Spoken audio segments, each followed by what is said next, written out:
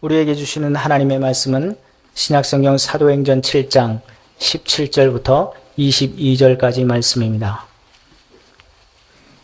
신약성경 사도행전 7장 17절부터 22절까지 말씀을 봉독해 드리겠습니다.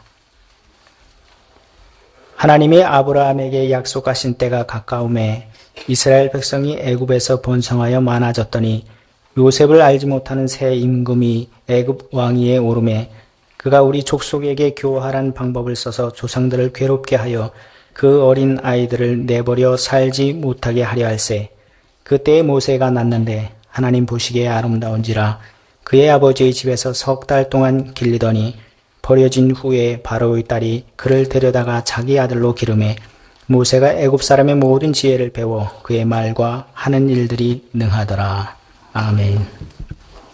하나님께서 하란에 거하던 아브라함을 불러내시고 그를 가나안 땅으로 친히 인도하셨습니다. 하지만 가나안 땅에서 하나님께서는 아브라함에게 발 붙일 만한 단 한 평의 땅도 주시지 않았습니다. 그 대신 하나님께서는 아브라함에게 당신의 약속을 주셨습니다. 아브라함의 자식들이 큰 민족을 이루게 될 것이고 400년 동안 이집트에서 종살이를 거친 다음에 가나안 땅을 유업으로 이어받는 민족이 될 것이라는 약속이었습니다. 아브라함이 처해 있던 현실만을 놓고 본다면 그 약속은 절대로 믿을 수 없는 약속이었습니다. 그때 75세였던 아브라함에게는 큰 민족의 토대가 될 후손은커녕 단 한 명의 자식도 없었습니다. 하지만 아브라함은 하나님께서 주신 약속을 굳게 믿었습니다.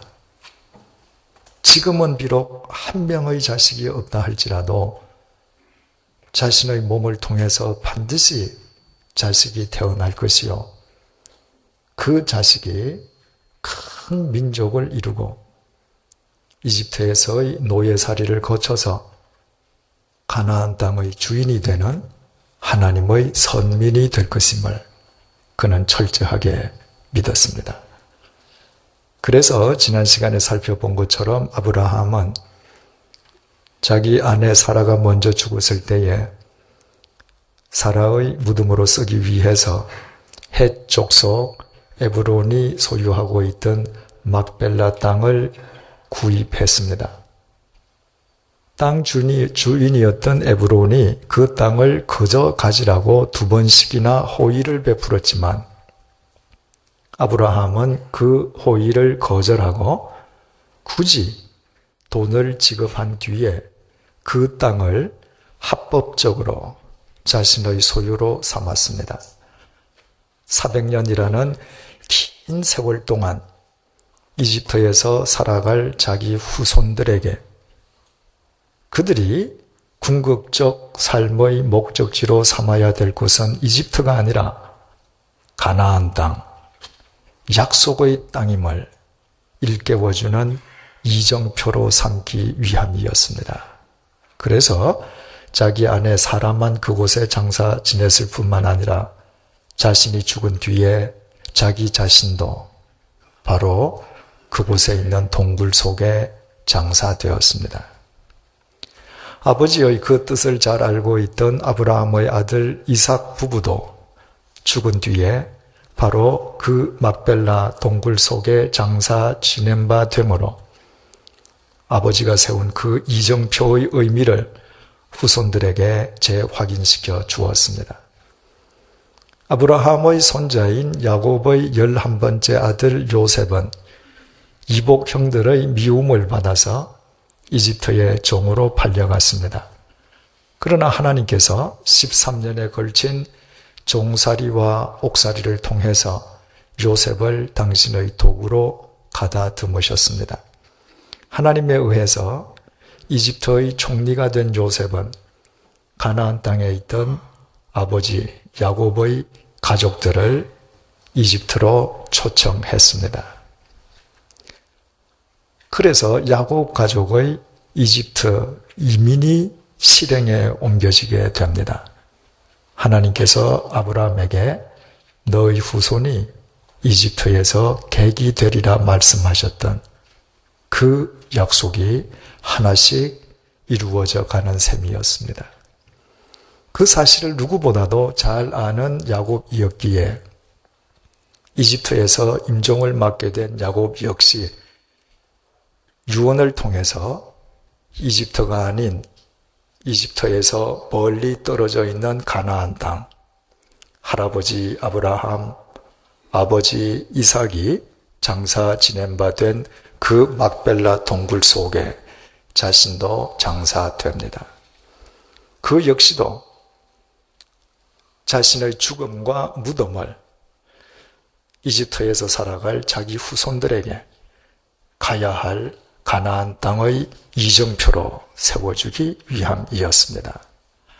아브라함의 증손자였던 요셉은 죽은 뒤에 가나안 땅에 묻히는 대신에 그는 이집트에 묻혔습니다. 그리고 후손들에게 언젠가 출애굽하여 가나안 땅으로 나아갈 때에 반드시 자신의 유고를 메고 가라는 유언을 남겼습니다.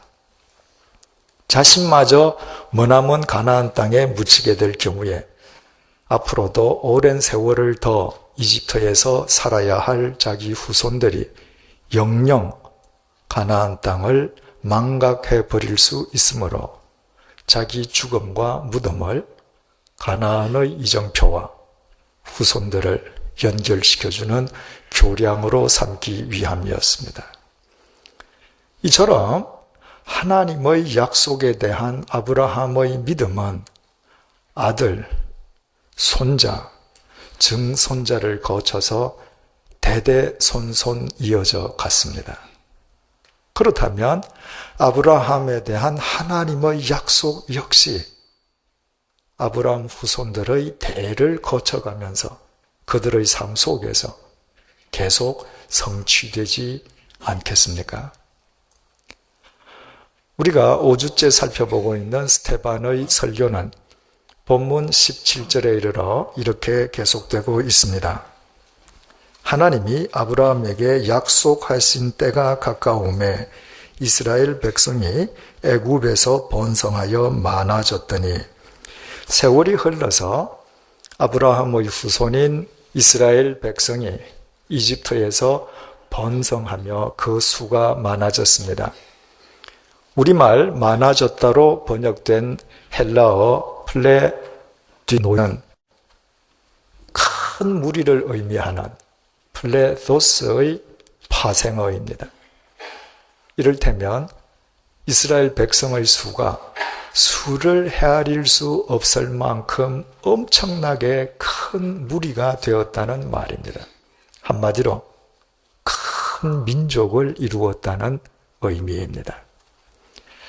야곱이 자신의 가족을 이끌고 이집트로 이민 갈 때에 그 숫자는 그때 이미 이집트에 정착해 있던 요셉과 요셉의 아들 손자를 합쳐서 고작 75명에 지나지 않았습니다. 그런데 세월이 흘러 그들이 어느덧 큰 민족을 이루게 된 것입니다.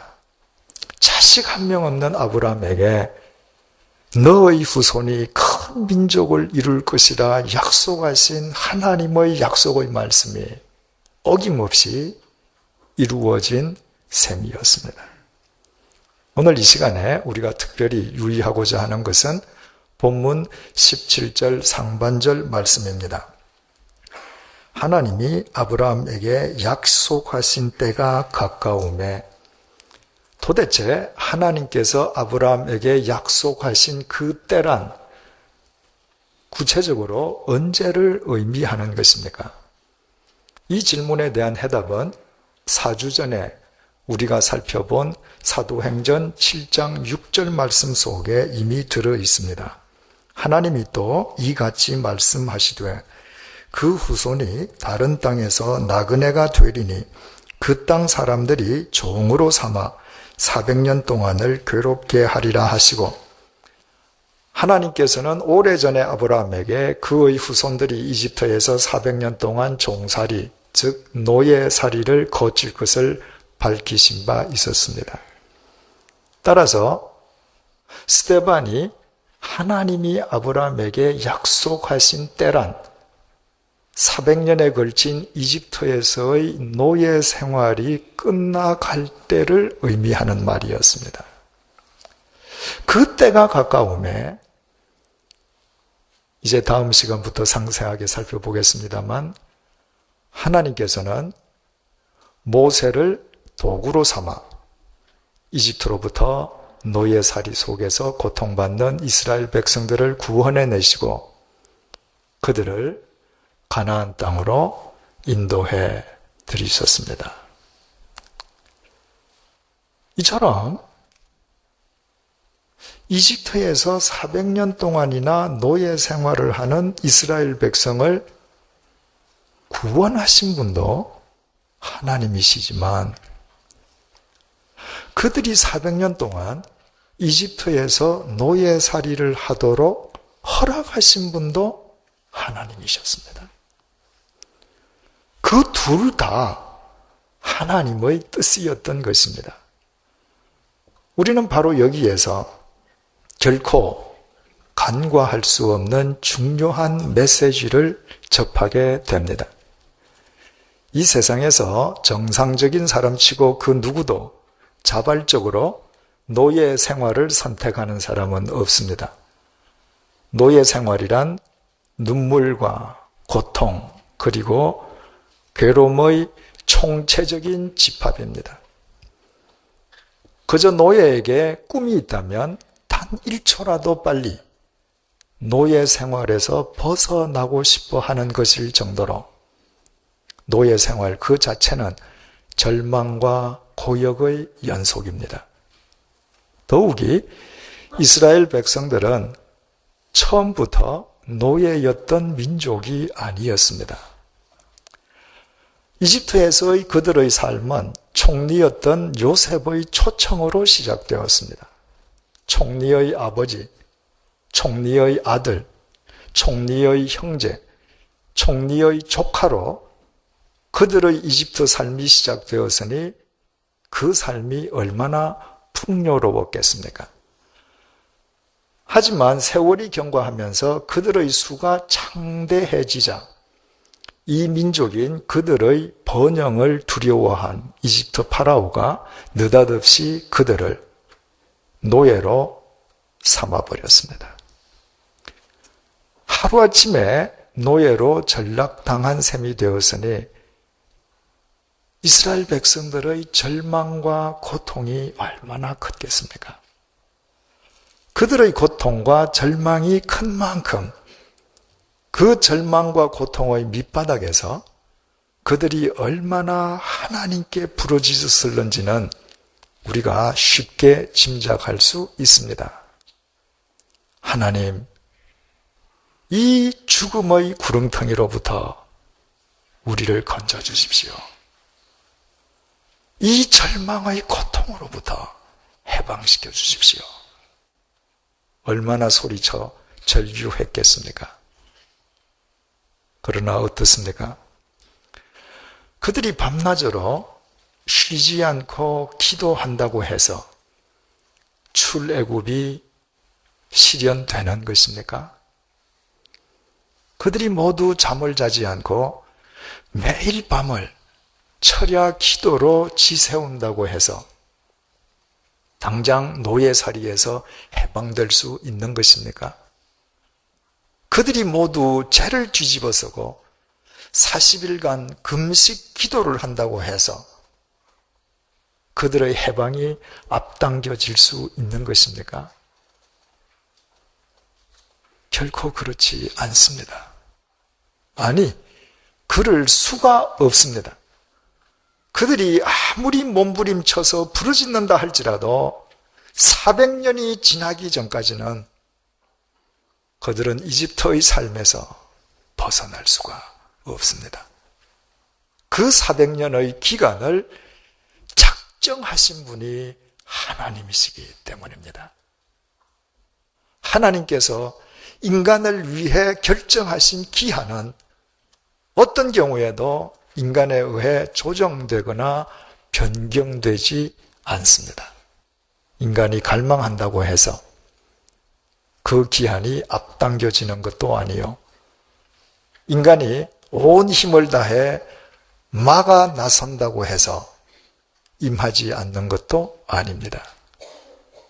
그래서 하나님의 때가 가까워졌을 때 하나님께서는 당신의 도구 모세를 통해서 이스라엘 백성들을 이집트의 노예살이에서 구원해내시고 그들을 가나안 땅으로 인도하셨습니다.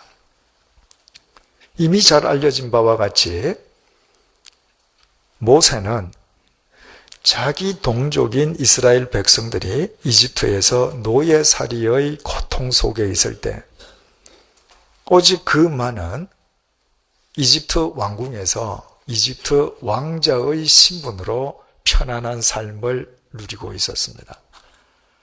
그러나 그의 나이 40세가 되던 해에 한 이집트 병사를 살인한 사건과 관련해서 그는 어쩔 수 없이 이집트 왕궁을 떠나게 됩니다. 그가 무작정 찾아간 곳은 미디안 광야였습니다. 그리고 그 황량한 미디안 광야에서 보잘것없는 양치기의 삶을 사는 제2의 인생이 시작되었습니다. 당시 세계 최대의 제국인 이집트 왕자의 신분에서 하루아침에 미디안 광야 양치기로 추락했으니 그 또한 그 삶이 얼마나 고달팠겠습니까? 모세 역시 그 고달픈 삶으로부터 얼마나 속히 벗어나고 싶었겠습니까? 그 모세에 대하여 스데반은 본문 30절에서 32절을 통해 이렇게 증언하고 있습니다. 40년이 참에 천사가 시내산 광야 가시나무 떨기 불꽃 가운데서 그에게 보이거늘 모세가 그 광경을 보고 놀랍게 여겨 알아보려고 가까이 가니 주의 소리가 있어 나는 내 조상의 하나님과 이삭과 야곱의 하나님이라 하신대 모세가 무서워 감히 바라보지 못하더라. 하나님께서 비천한 미디안 광야의 양치기에 불과한 모세를 위대한 신앙 지도자로 출애굽의 대지도자로 부르시는 장면입니다. 그때 모세의 나이는 어느덧 80세가 되어 있었습니다. 40세에 이집트 왕궁을 떠나서 미디안에서 제2의 양치기 인생을 시작한 지 40년째 되는 해였습니다. 왜 하필 그 해였습니까? 왜 하필 그때 하나님께서 그를 부르셨습니까? 스데반은 그 까닭을 40년이 참회라고 답해주고 있습니다. 그 기한을 정하신 분 역시 하나님이셨던 것입니다. 모세로 하여금 미디안 광야에서 40년 동안 양치기의 삶을 살도록 결정하신 분이 하나님이셨던 것입니다.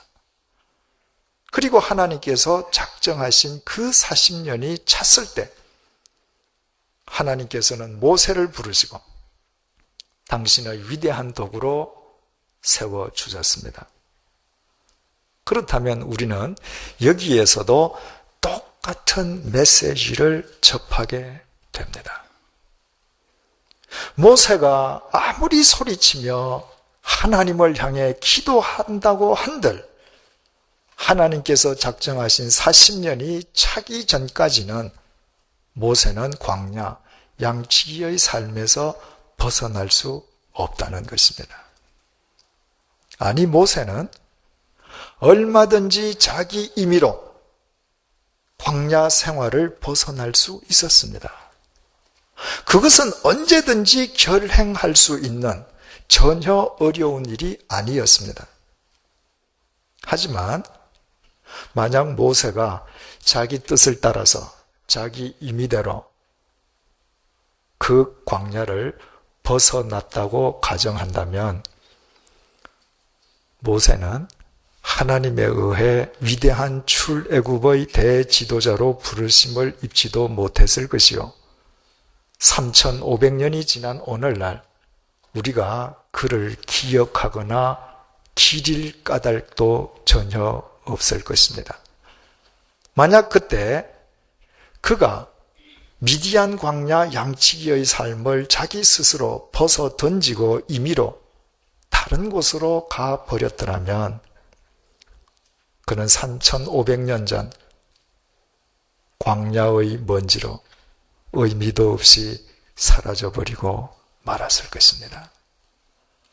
한평생을 살고서도 영혼 속에서 그 의미를 건져 올릴 수 없는 인생이라면 그보다 더 비참한 인생은 있을 수 없습니다.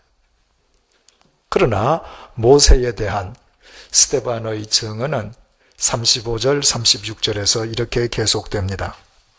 그들의 말이 누가 너를 관리와 재판장으로 세웠느냐 하며 거절하던 그 모세를 하나님은 가시나무 떨기 가운데서 보이던 천사의 손으로 관리와 속량하는 자로서 보내셨으니 이 사람이 백성을 인도하여 나오게 하고 애굽과 홍해와 광야에서 40년간 기사와 표적을 행하였느니라.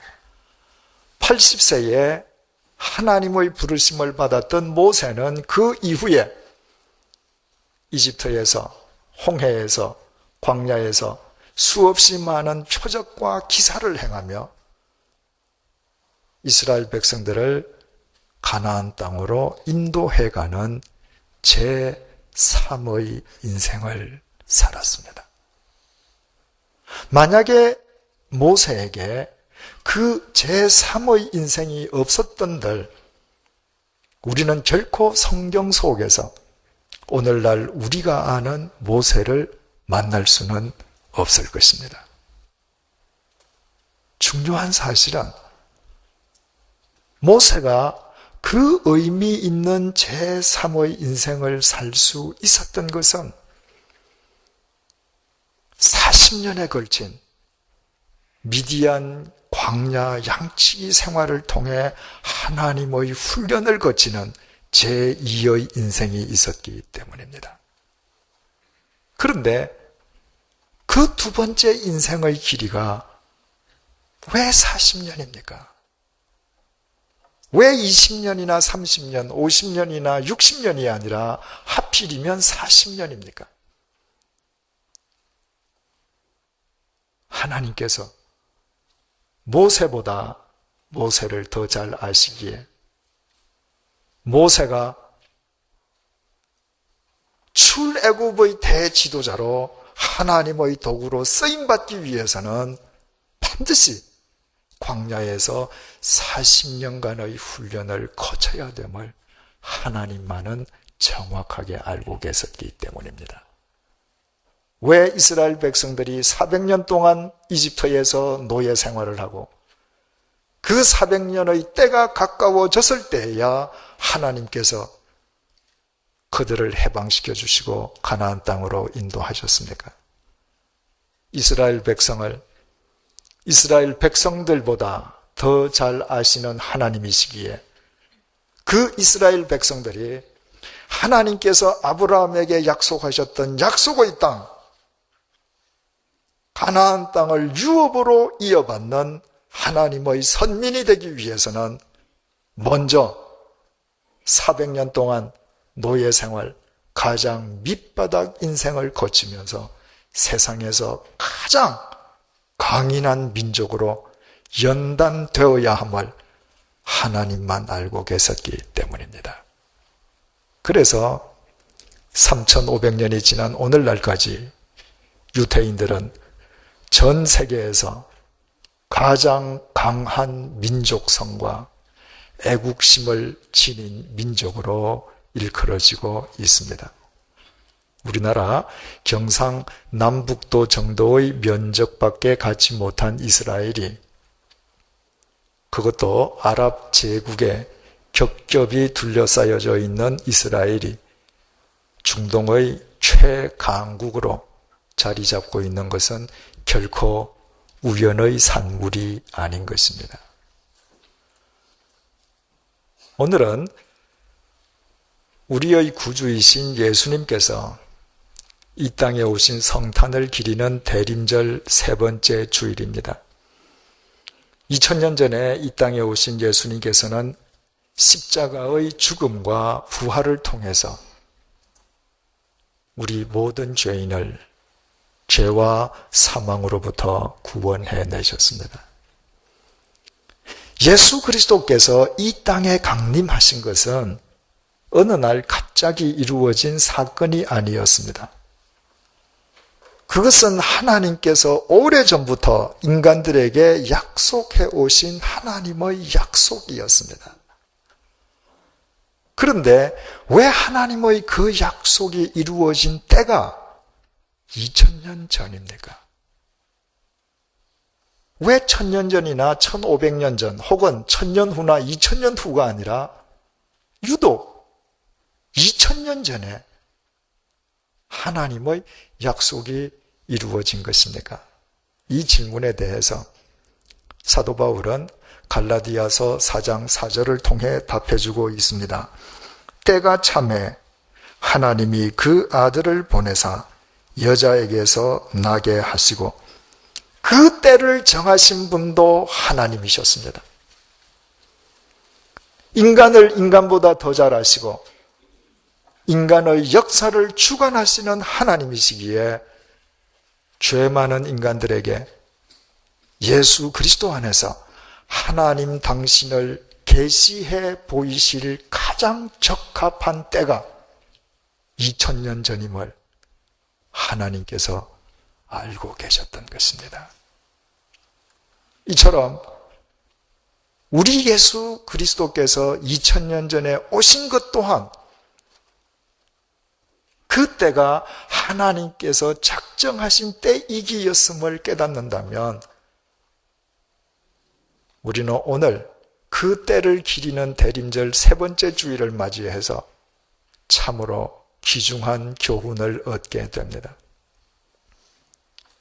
우리가 정녕 하나님의 약속의 말씀을 믿는다면 그 약속이 우리의 삶 속에서 성취되는 때를 결정하시는 분 또한 하나님이심을 믿어야 한다는 것입니다. 내가 하나님의 약속의 말씀을 믿는다고 해서 그 약속이 내가 정한 시간에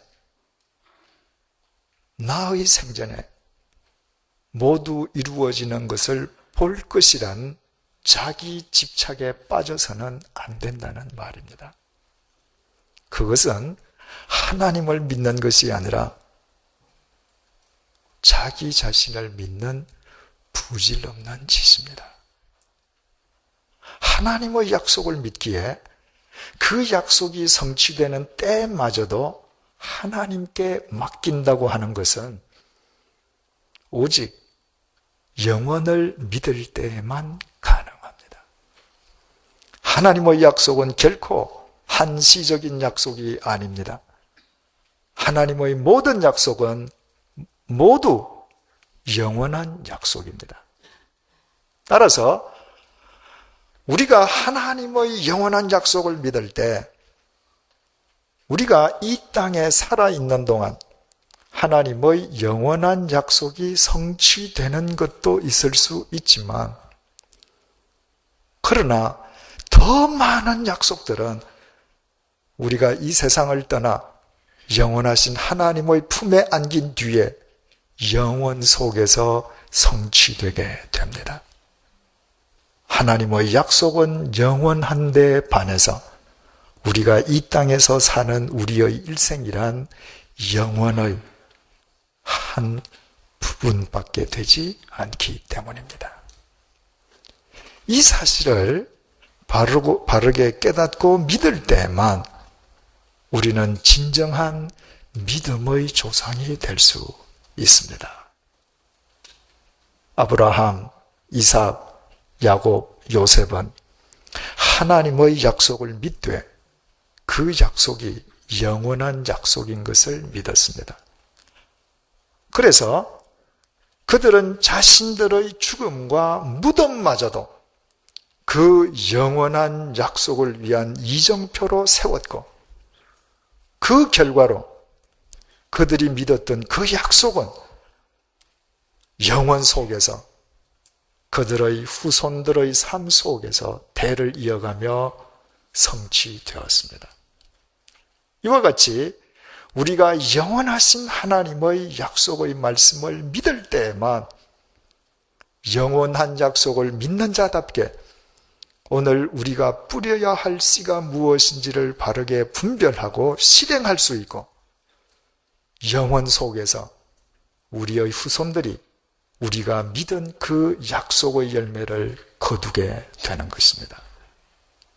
사랑하는 교우 여러분, 우리가 믿는 하나님의 모든 약속은 영원한 약속입니다. 그 약속이 성취되는 때를 결정하는 분은 하나님 한 분이십니다. 만사의 때가 오직 그분에게 속해 있습니다. 그분이 작정하신 때가 우리 각자에게 가장 좋은 때입니다.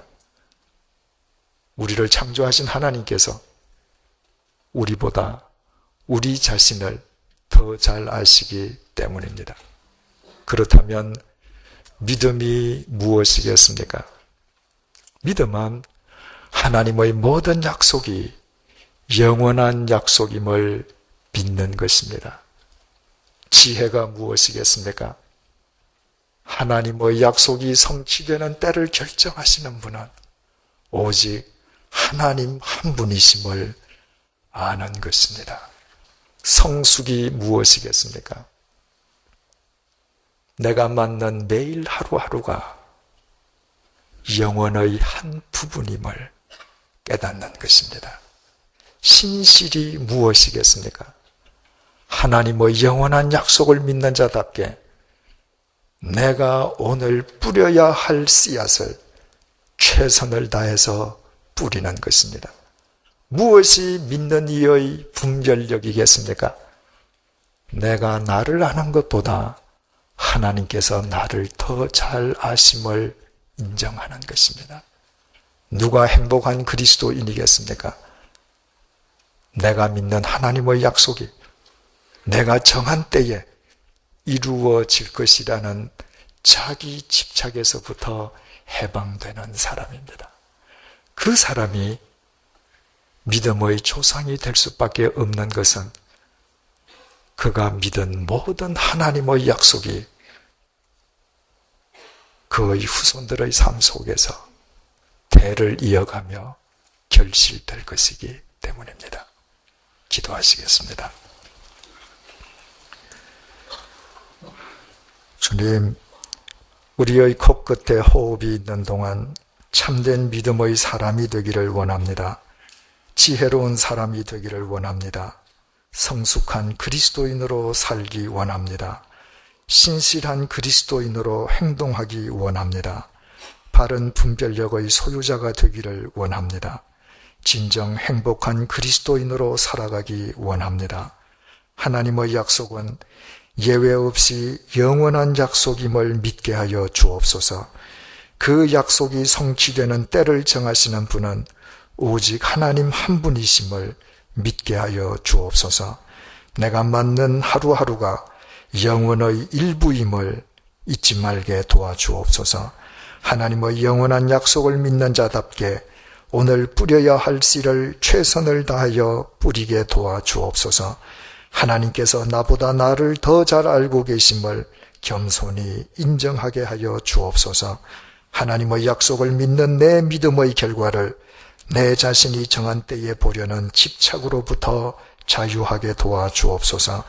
그리하여 우리가 믿는 약속의 열매를 우리의 자손들이 대를 이어가며 거두게 하시고 결과적으로 우리 모두 참된 신앙의 선조가 되게 하여 주옵소서. 예수님의 이름으로 기도드립니다. 아멘.